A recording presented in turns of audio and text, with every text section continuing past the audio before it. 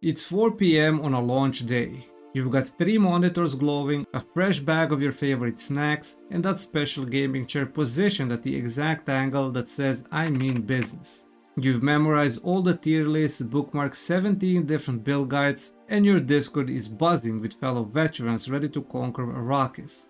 Then the servers crash. Your S tier meta build gets nerfed in a day 1 patch. The Reddit community collectively loses its mind over something that turns out to be a non-issue.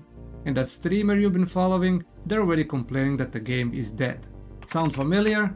I've lived this cycle about 20 times now, and I'm here to share some battle-tested wisdom that might save you from the emotional whiplash that comes with modern game launches. These aren't theoretical tips, this is hard-earned knowledge from someone who once took a week off work for a game that was literally unplayable for the first 3 days due to the server issues. Let me tell you about the time I completely re-rolled my character because Reddit convinced me that my chosen class was literally unplayable trash. I spent 6 hours re-leveling only to find out that the supposed game-breaking issues that faced the class didn't actually affect normal gameplay at all. That's Reddit in a nutshell. It's where the most passionate 5% of any games community goes to discuss the game like it's their doctoral thesis. These players aren't wrong to care so much, but they're playing a completely different game than most of you are. Think about it, who has time to write a 2,000-word essay about weapon balance at 3 AM on a Tuesday? People who are so invested in the game that it's essentially their second job. Their concerns are valid within their context, but their context might as well be on Mars compared to the average player's experience. I've watched Reddit declare games and classes dead on arrival that went on to be perfectly fun, viable for normal play, and most certainly not dead. The trap isn't that Reddit is always wrong. Sometimes they catch real issues early. The trap is treating Reddit like it represents anything. So my word of advice is use Reddit for community and memes, but make your own decisions based on your own playstyle. Remember Cyberpunk's launch, or literally any major online game in the past 5 years? Here's the uncomfortable truth. The game you're excited about isn't finished on launch day, and it probably won't be truly complete for at least a year. This isn't developer incompetence, it's just how complex modern games are built. There are many games that launch with about 60% of its promised features. The community called it a scam and predicted it would die within months. A year later, it had become one of the most beloved games in its genre after the developers added missing content and fixed balance issues. The Dune beta you played a month ago, that's not the game that's launching. The game that's launching isn't the game you'll be playing in 6 months. This is actually good, it means developers can respond to feedback and evolve based on how people actually play rather than how they think people will play. Approach launch day as the beginning of the game's real development, not the end, and don't expect perfection. Last year I started playing a new game that I liked. I watched a streamer with 200,000 followers declare that a particular build was completely broken and overpowered based on testing it for about 2 hours in optimal conditions. Within days, that build was being called the meta across the community. A week later, it turned out to be decent but not exceptional in any gameplay. Content creators are running businesses, and successful businesses need engagement. This build is pretty good in most situations, doesn't get clicks. But this build is completely broken, you have to try this, gets shared, discussed, and drives views. As a content creator myself, I try to hold myself to high standards and only provide information that is tested properly. I have built my whole channel over the last 4 years creating educational content in the MMO genre. Not because of clicks, not because of views or money, but because I genuinely enjoy making educational content. Most creators are genuinely passionate about the games they cover, but their success depends on creating content that keeps people watching, not necessarily providing the most accurate information. So my word of advice is watch content creators for entertainment and general information, but always test things yourself before making major decisions based on someone else's hot take. 4 years ago, I took a 5-day weekend specifically to play a highly anticipated MMO launch. I had snacks, drinks, and had cleared my entire schedule for the gaming marathon of the century. Day 1. Servers were down for 8 hours due to unexpected load. Day 2. Emergency maintenance to fix a game-breaking bug. Day 3. Massive queue times. Day 4. Finally got to play for about 3 hours before another hotfix required several hours of downtime.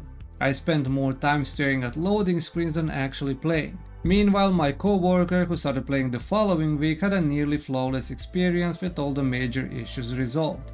And yes, I was talking about the New World release if you haven't guessed already. Launch day problems are so common they're practically a meme. Server overload, day 1 patches larger than the base game, unexpected bugs that only appear when thousands of people are playing simultaneously. It's almost weird when a major release goes smoothly. If you must take time off for Dune Awakening, consider scheduling it for a week or 2 after release instead of launch day itself.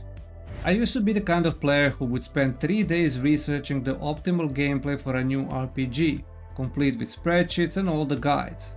I planned my character build around reaching the endgame as quickly as possible so I can enjoy the game and have fun in the endgame. You know what happened? I burnt out before reaching the endgame because I turned a fantasy adventure into a job with metrics. Meanwhile, my friend who just wandered around doing whatever looked interesting was having a blast playing slowly and enjoying the whole game. Those players who raced to endgame in 48 hours while surviving on energy drinks, they were going to do that regardless of what you do. You're not competing with them unless you specifically want to be. Modern games are designed to be played for months or years. The content isn't going anywhere, and that perfect meta build will probably be changed before you even get high enough to use it. Ask yourself what you actually find fun about gaming, then lean into that instead of optimizing the enjoyment out of your experience. Dune Awakening has over 90 hours of PvE content that you can experience at your own pace, and enjoy every bit of Dune universe. 2 months into playing a random class in an MMO, I realized I hated everything about the class. The playstyle felt clunky and I wasn't enjoying the experience. But I'd invested so much time, surely I couldn't just abandon all that progress. Then I spent another month forcing myself to play the same character I didn't enjoy because I couldn't bear the thought of starting over. Finally, a friend pointed out the obvious. I was treating a video game like a prison sentence. The psychological trap is real. We get attached to our time investment, our character's appearance, or accumulated progress. But continuing to play something you don't enjoy is the actual waste of time. I re-rolled to a different class and had more fun in the first week than I had in 3 months with the old one. Treat your first character as a learning experience, not a lifelong commitment. Your goal is to have fun, not to prove your dedication to questionable early decisions. Somewhere between tier lists and optimization guides, gaming communities sometimes forget the most important question: am I having fun? I've seen players get genuinely angry at others for playing suboptimally. I've watched communities argue about the right way to experience a video game. I've witnessed people abandon games they enjoyed because someone on the internet convinced them that they are playing wrong or that they are playing a dead game. Different people find fun in different ways. Some love optimization and pushing boundaries. Others prefer exploration. Some are social players, others are solo adventurers. Some collect everything, others just want to experience the story. The magic of modern games is that they're designed to accommodate all these approaches. You paid for the game, you get to decide how to play it. So make sure you regularly check in with yourself about whether you're actually enjoying your time and having fun. In conclusion, after about 20 game launches and countless beta tests, these lessons have transformed how I approach new games. They haven't eliminated every disappointment, but they've helped me focus on what actually matters. Enjoying my time in these virtual worlds we love. The gaming industry will keep evolving, but some things remain constant.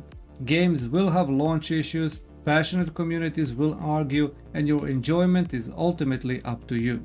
Remember that gaming is supposed to be an escape and a source of joy. If it starts feeling like work, you know where that's gonna lead you. But right now, the most important thing is whether you're having fun. Everything else is just noise. Thank you for watching, consider subscribing, and watch some of my other videos appearing on your screen.